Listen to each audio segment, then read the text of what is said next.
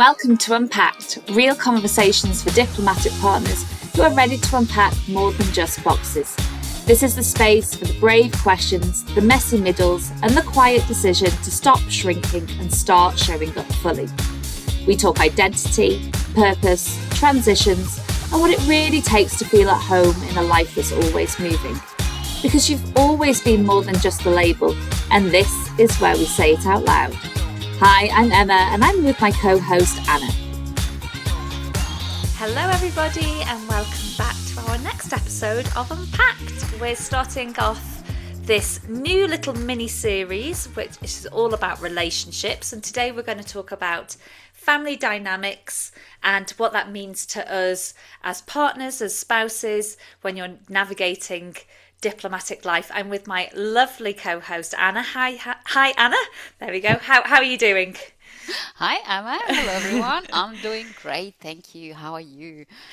Oh, I'm doing really, really well, thank you. I'm just this is a really good time for us to talk about this topic because this week I'm also navigating a lot of work commitments around my partner's life, and yeah, I'm excited to get into this with you today. How about you? What have you been up to? How's things this week?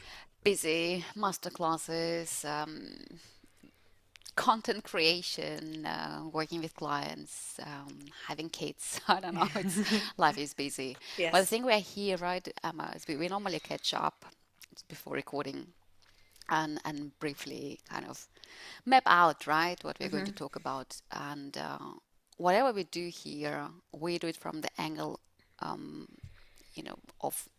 So basically, you as a spouse, we as spouses are the center of our universe. So we're the main characters here, at least on our podcast. And that's why whatever we discuss. So moving forward, with today's topic, it's all from our point of view. Yeah. So we're going to talk about how we navigate family dynamics in navigating work commitments, whether that is that they have, work dinners, whether that is conferences, weekends, basically all of the work out of hours. And I don't know about you, Anna, but, how regularly would you say this happens, or for you and your family, how often do you think you have to deal with these navigating this as a family where your husband has got lots of other things going on too? Oh yes, it does happen on a regular basis because being sent overseas and representing your country means you are normally busy. And things happen all the time, pardon, but shit happens a lot. So you have to troubleshoot a lot. Plus, obviously, still, I think diplomacy, it's all about building and nurturing relationships. And that's why there are a lot of dinner commitments and it's crisis management. And especially because where we are right now, the country was going through a huge major crisis last year. Including evacuation and war, and this was non-stop, basically 5 a.m., 11 p.m. every single day for quite some time.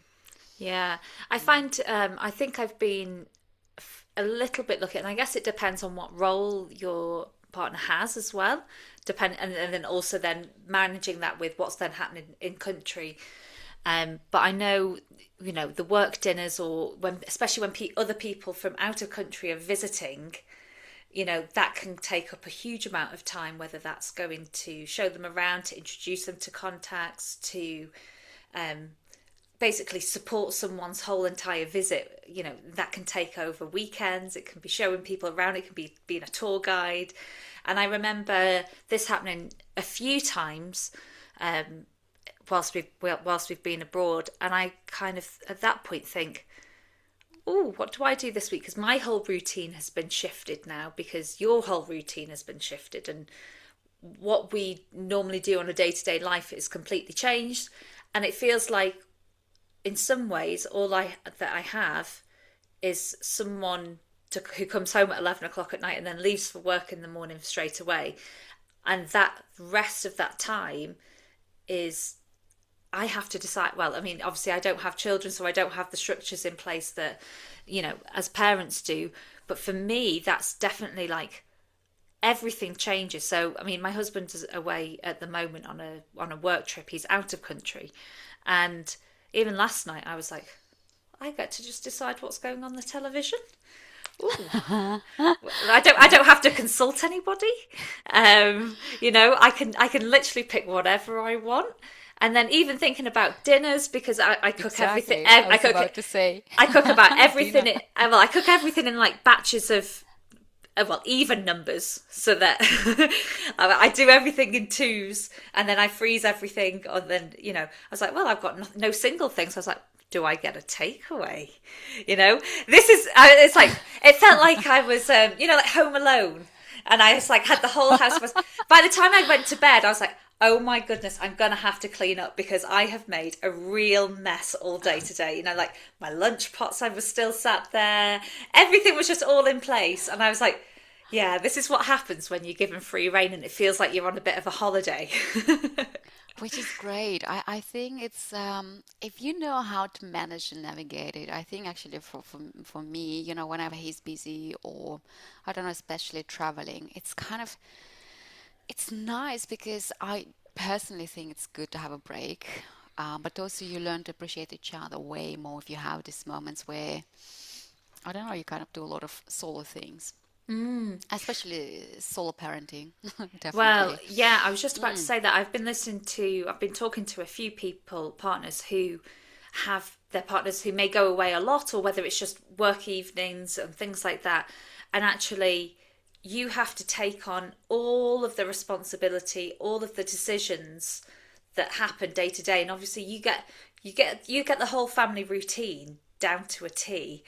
That when they come back, when they have the time and the energy to be able to parent, I can imagine that that's quite hard to give back some responsibility when you've had all of the control. What do you think? Yeah, that's true. I was invited to speak at a podcast.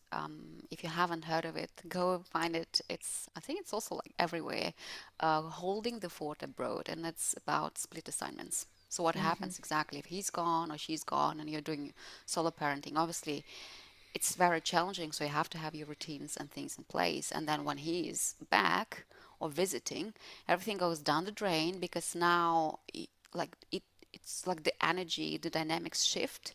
Obviously, you want it, you're glad that he's there and the help is there.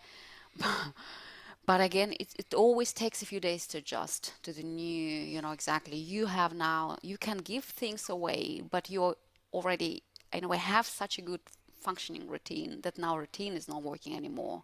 And you have to find a new routine. And I think that's why, with Rhoda, the podcast host, we discussed this. It's on and off and this constant adjustment, which is not easy. Like the whole family, the kids need to adjust now. It's not only mom looking after them. They can also go and ask dad or call him for help and things like that. And then he goes again. And then you again for a couple of days sorting out because now it's all on you. Everything is on your shoulders and so on. So I think it's a whole episode. We can talk about split assignments and how do you this, in and out, basically. Fly in, fly out things with parenting. And I wanted to ask you, actually, I know you touched upon it there a little bit. What do you find that your children then constantly ask you questions, even though when your husband might be around? Or do they just come to you, or they go, oh no, I know what mum's going to say and the answer's going to be like yes or no, because I know those boundaries are really clear cut. Whereas maybe I can push them a little bit with dad. Have you found that? They're very smart. They do work out whom to ask what. Yeah. Yes. But I think routinely, if you are spending a lot of time with your kids, of course, they'll go and bang on your door, Yeah. Mom. Yeah. I think it's because you're not really the one who's around. Yeah, it's funny, isn't it? Because they say, like dad or dada, is an easy word for babies to grasp, so it often is the first word that they say, but actually it's probably over the course of their lifetime they, the first mums are always upset, like, I can't believe it, I've grown you, and and then you say dada, and now probably over time it's mum that gets used way more way more Oh in those yes, first 18 yes. years. Mom, mom, mom. You Yeah. hear it a lot. Yes. And I think what I wanted to, that's also the questions I get a lot is what do I do when my husband is really, he has so many work commitments after regular work hours, let's say work dinners, and it's just me, and he gets home very late. Like, how do I deal with that? So Emma, let's talk about that. Well, like, how do you, Yeah. for me, and let's talk from two perspectives, you as a person, but also how are you going to still sustain and nurture your relationship? Because obviously, if it's going on like that and things don't change and everyone starts feeling like, it's easy to start drifting apart, feeling resentful, not good for relationship. Let's put it this way. No, and it's really interesting because like, this is currently even relevant to what's happening right now in my life. Like, I'm supposed to travel this weekend, which has been planned for a long time. But then when I found out that my husband had he had to go away this week, I was like, oh, what's the point in me being here? This Yeah. is like, I'm here because of your job, and I really had to like go. I was like, oh, well, do I go and see some friends? Do I go home a bit early? What do I do that I want? Because all of a sudden, it's you're given a bit more freedom or choice for some in some circumstances, and ultimately I decided to stay because you've already built your routines and your lifestyle with or without them. I mean, I spend most of my day not with him, Exactly. Yes. so it's I think in those circumstances, it's very easy, and I did it myself this week, to question, what's the point in me being here when you're not here? I may as well be somewhere that I feel better, whether that's with family or friends, in wherever. But I think being really certain that you have navigated your routines, your friendships, you've got your social life. Like when we talked about the social dependence, if we can break out of having all of our social circles being linked to our partner, actually you've got a very, very rich life anyway, when with or without you're there. I know I'm talking about a very short period of time here. I'm talking about a few days. I'm not talking about, long distance, and when it becomes extremely regular. I know we're going to talk about that in another episode. But for me, even in a short time, I start to question those things. And when we talk about going to work dinners and things like that, I used to want to go to those work dinners with him. I felt like it was part of my role as a partner, as someone supportive. And I don't know, probably before I entered this world, I had this, this conception of what it would mean to be a diplomat's wife. And I was like, ooh, I can bake cakes, and, I can help serve. Wear nice and, dresses. Yeah. Wear nice dresses. and then I Good excuse to go and buy new shoes. yeah, I had all of these like nice images, and all very rosy and fairy like, and Yes. obviously that's not what I want, and that's not who I am, and it's not really how the situations work anyway, because most of the time these are in formal settings where someone else is looking after everyone. And I used to be like, oh, why am I not getting invited to some of these work dinners? Because sometimes you get invited, sometimes you don't. And I know if you're in a more of a representational role, then you have higher expectations to be part of events. But when I went to a few different events, I just realised I didn't like them. I found them boring. There's a lot of work talk. They were talking acronyms that I had no idea what they were talking about. Places that they were talking about. People they were talking about. I had no idea about anything that they were talking about. So I decided that I didn't want to go to them anymore.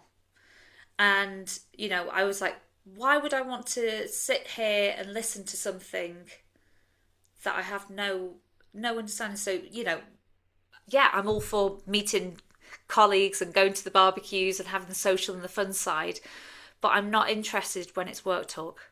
Um, and my husband is completely fine with that, like obviously fine with it. Not that he would say you have to come, um, but it's really important to take some time to think about if those things nourish you or not. I think. That's true. And I think, like, the point you're making, I think, Emma, you kind of need to work it out. Is it something I enjoy? Is it something I'd like to be doing? Because I Yeah. also know, I hear from some spouses, he's constantly invited. I'm not. I actually would love to come. Yeah. Like, I feel like I'm missing out.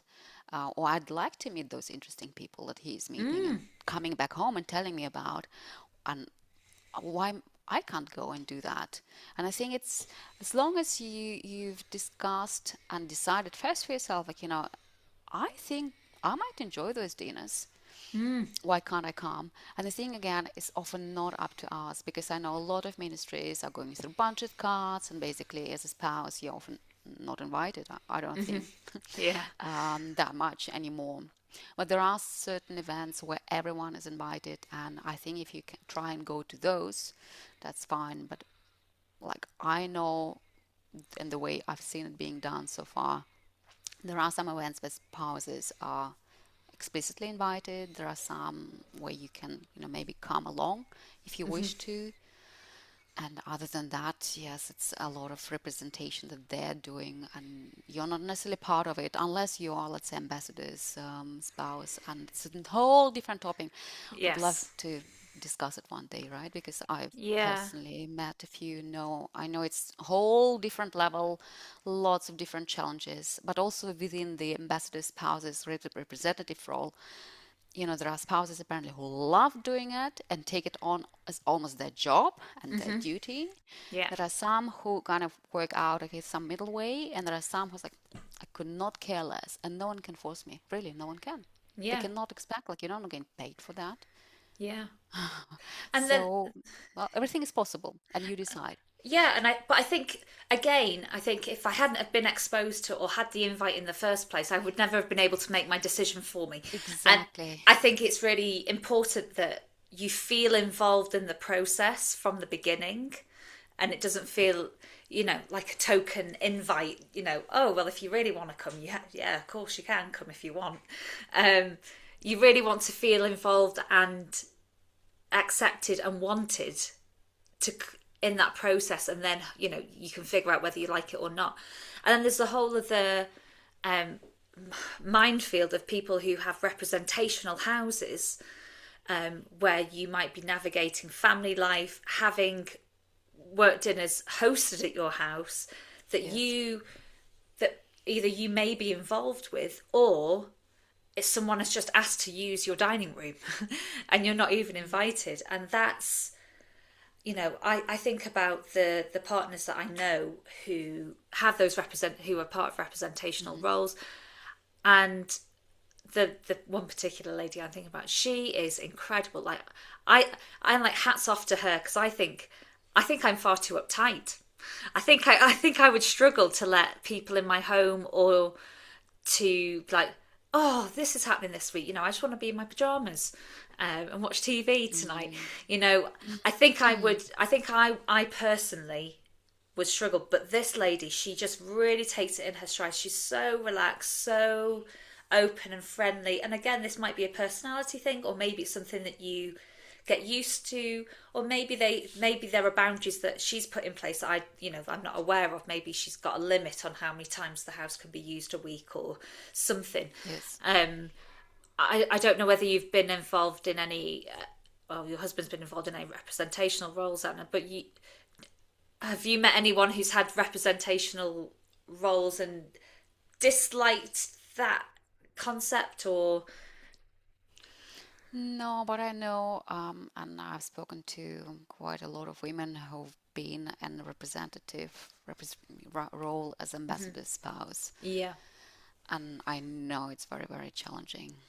And again, it's almost like you need to go and be prepared, and just know do's and don'ts, and how do you navigate the minefield of being, under quite a lot of pressure. And I also know there is not much done, and that's why it's just this, it's knowledge you can get from someone who's already walked in your shoes and maybe just, 2 steps ahead. That's how it's normally done. But I would like to go back to, I think maybe we can get a guest on our podcast and speak one Yeah. day about, what it is like if you are ambassador spouse. What does it take? What does it Yeah. mean for you personally? I'd love to do that.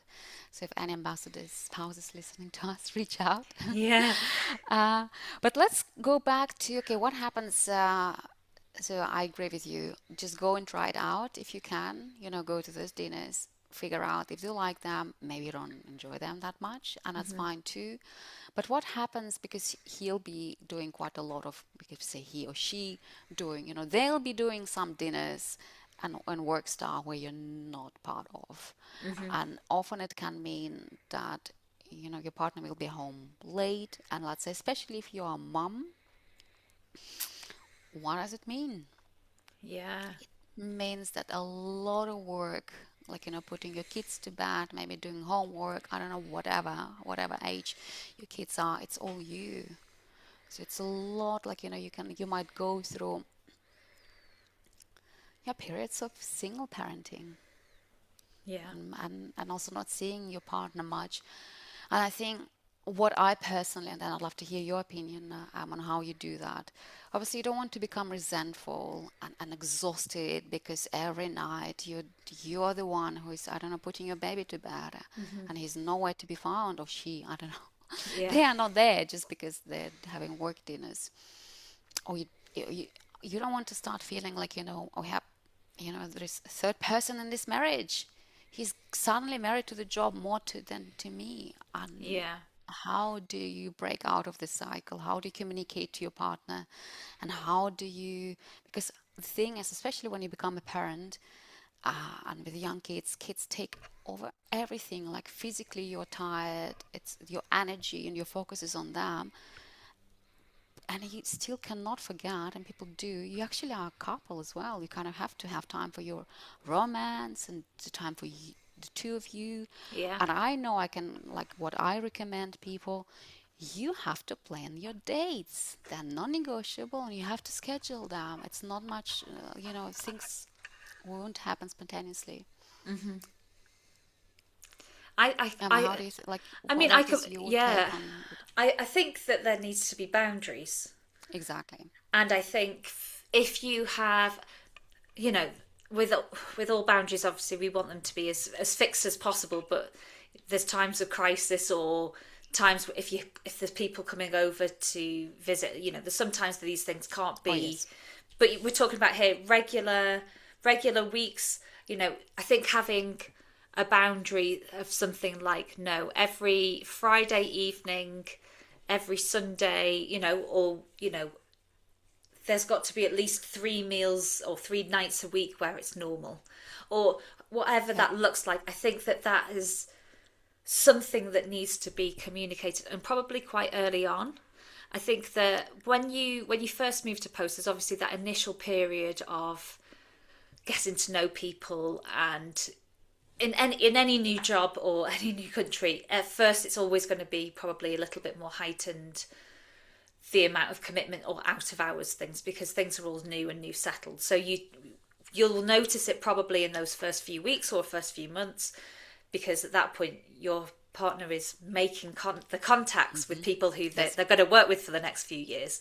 So if you know that is going to be the case, which it is for most people, then you have those conversations about that before you arrive. So if we know it's going to happen, it's an expectation that it's going to happen.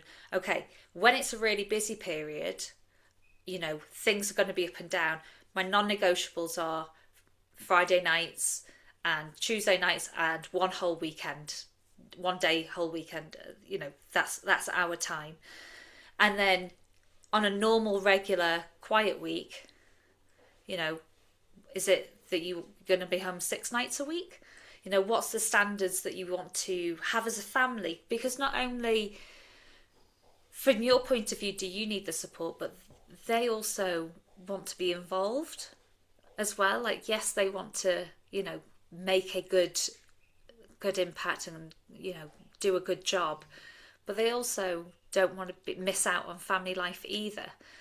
So where are the boundaries for both of you, given the fact that obviously under extreme circumstances those boundaries might change?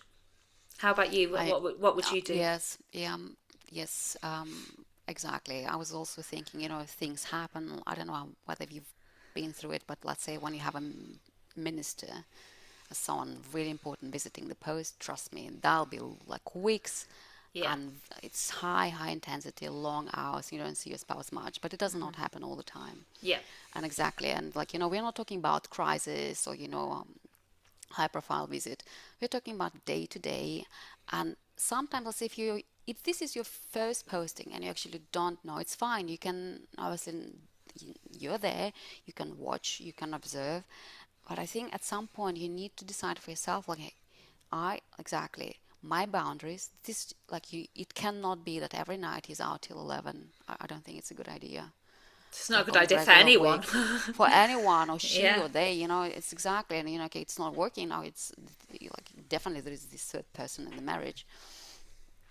It's not good for the relationship. It's not good for you. It's not good for anyone, and that's why it was. If that you say on those, like on a regular basis, you'd like to have, I agree, 3 meals together. That should be, it's a must. And again, if you are a parent, I would say maybe not every week, but at least maybe every second week, you have to have the dinners just the two of you. You have to start doing things just the two of you. It has to be a priority, and it has to be scheduled, because especially with kids, it's just not going to happen. 100%. How you have to find your babysitters, you have to find, but you have to, really, because you are there as a partner. So this partnership, this relationship, this marriage, it's a very delicate plant, and love is a verb. You do it. It's Yeah. not like, you put it there. No, like, put any plant and stop giving it water, which is your time, your energy, your attention. What's going to happen to the plant? Not much good. But also, like, for the family dynamic, for your sake, for your kids' sake, for everyone's sake, you still want to have this, you want to have family and be a cohesive unit. And exactly the boundaries, what is important for him, like what's happening. Maybe, let's say, if it's a very, I don't know, high season and lots of dinners, okay, talk to me, tell me that, we can work our way around it. Maybe then in the weekend I can have my time off, and I don't know. But I think it's all comes down to what's important to me, what are my needs, how do I communicate them to you, how we find this middle ground that we kind of still, in it together. And I think when, as a family as well, I think you have to discuss to a certain level, and I guess this probably comes out more when you're parenting and you make a conscious decision about, what type of children you want to raise. Some people really value manners or creativity or kindness, and it's not saying that one is better than the other, but in essence, when you make those decisions as a couple, what are your non-negotiable family rules for your children? In essence, you're saying, what are our couple rules or non-negotiables, our values together as a couple? What do we really value for each other? Because yes, we have our individual pursuits and our dreams and our expectations, but for us, what are the most important things? And usually, it's interesting. I just was thinking, it's interesting that you have those conversations when you're planning or having young children, and then obviously the conversation keeps evolving as your children grow. But you never have those conversations when you're just a couple, do you? Or I don't think. I'm trying to think back. I don't think you do. You might have conversations theoretically about these children, these future children, and what's important. When you're deciding whether you want to keep them forever or not. You're obviously going through a testing process, but you don't necessarily have an explicit conversation about what are your values and what are your priorities together as a couple. So it's really interesting that we don't do that as society or as a natural point. No, it's a very good point, and I can tell you that, and I'm sure you'd agree that whenever, let's say, you have some tension in the relationship, and you go abroad and you think this going abroad or going on post is going to fix it. Often it won't, right? Because it's just going to amplify it. I think postings amplify every crack you have, be it in your personality, be it in the relationship. Everything just grows bigger. And I think in a way it's a great opportunity to also see things better, right? But also become intentional. And I think what Yes. we're talking about is like you need to become, or you ideally you want to be intentional about things. And how do you do that? It's first, like I was saying, you can observe what's happening, and if it's not working, and we were talking about like the dinners and whatever, figure out what works for you, what's important, what are your needs, communicate them, and find a middle ground. And exactly, if you are also a parent, don't forget just the two of you, because it happens.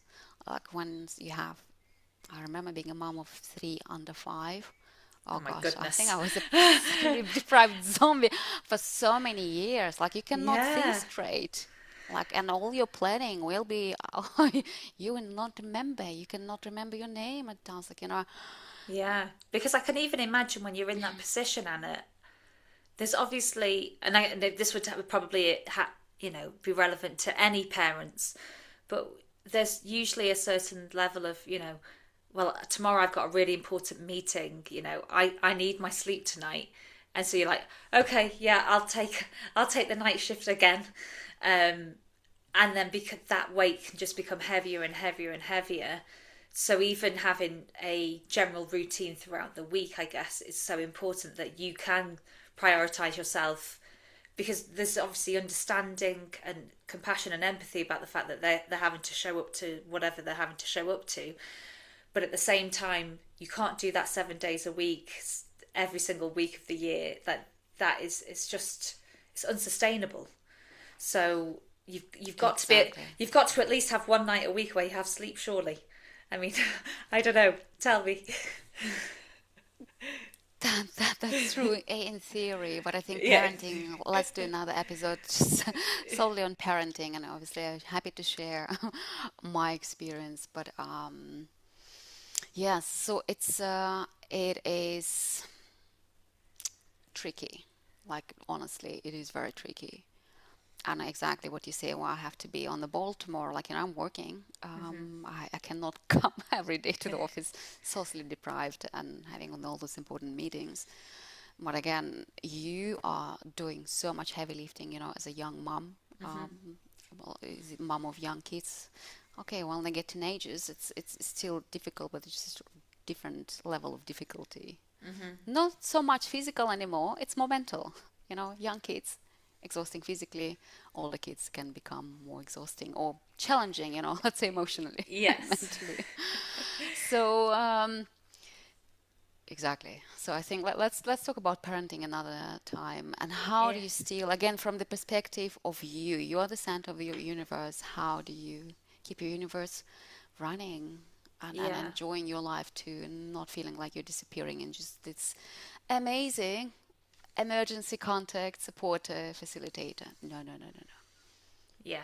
And I think also I'll touch on this really quickly before we wrap up, where we've talked about those kind of emergency situations where there's a crisis and something needs to be urgently happening. And I've been in the situations where, I've been halfway out to the door on a weekend to go and do something fun that we might have planned all week. And it's like, it's not happening. And obviously they're upset and they're disappointed because they've also been looking forward to whatever.